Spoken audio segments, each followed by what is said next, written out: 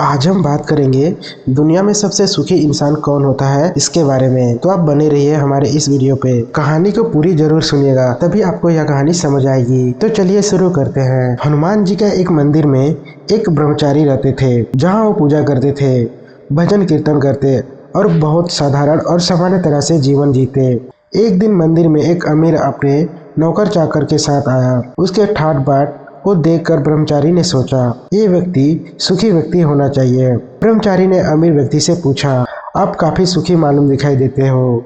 अमीर ने कहा, मैं कहाँ सुखी, मेरी शादी को 15 साल हो गए, एक भी संतान नहीं है। यहाँ दूसरे गांव में रामलाल नाम का एक व्यक्ति रहते हैं, उनके 4 बेटे हैं। सच्चे अर्थों में वो सुखी हैं। ब्रह्मचारी उस अमीर की बातें सुनकर रामलाल के पास जाते हैं और उससे वही सवाल करते हैं कि आप सबसे अधिक सुखी मालूम होते हैं।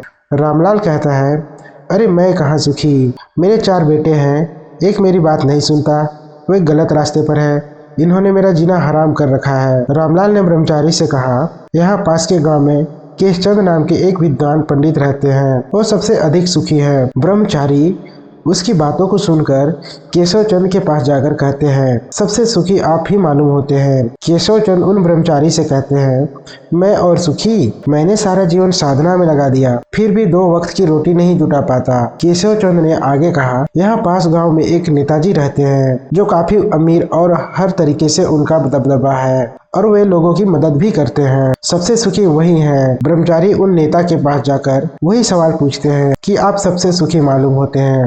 कहते हैं, सुखी और मैं, अभी अभी मैं चुनाव हारा हूँ। कल जो लोग मेरी तारीफ करते थे आज वे ही मेरी बुराई कर रहे हैं, मेरे अपने ही मुझसे दूर हो गए, ऐसा आदमी सुखी कैसे हो सकता है। नेताजी ब्रह्मचारी से आगे बोले, यहाँ दूसरे गांव में हनुमान जी का एक मंदिर है, वहाँ एक ब्रह्मचारी रहते हैं। मैं उनसे कभी मिला तो नहीं हूँ, लेकिन उन ब्रह्मचारी की पूरे गांव में चर्चा है कि सबसे सुखी वही है, आप उनसे जाकर मिले। नेताजी की बातों को सुनकर ब्रह्मचारी को खुद पर शर्म आई, क्योंकि नेताजी जिस मंदिर और जिस 9 व्यक्ति की बात कर रहे थे वो ब्रह्मचारी खुद ही थे। दोस्तों, सभी को लगता है कि दूसरे सुखी हैं और हम दुखी हैं, लेकिन एक बात सोचिए, यदि अभी आपको बहुत से पैसे देकर दूसरे की जिंदगी जीने मिले तो आप जीना पसंद करोगे? अभी अचानक से डॉक्टर आपसे कह दे कि आपके दोनों पैर खराब हो गए, आप आज के बाद चल नहीं पाओगे, या आपकी दोनों आंख खराब हो गई, अब आप देख ना पाओगे, या कोई ऐसा दर्द जो 24 घंटे आपके पास रहने वाला है, तो पैसे आपके किस काम के आएंगे? आप कहोगे, मेरे अपने परिचित दुख के साथ ही मैं खुश हूँ।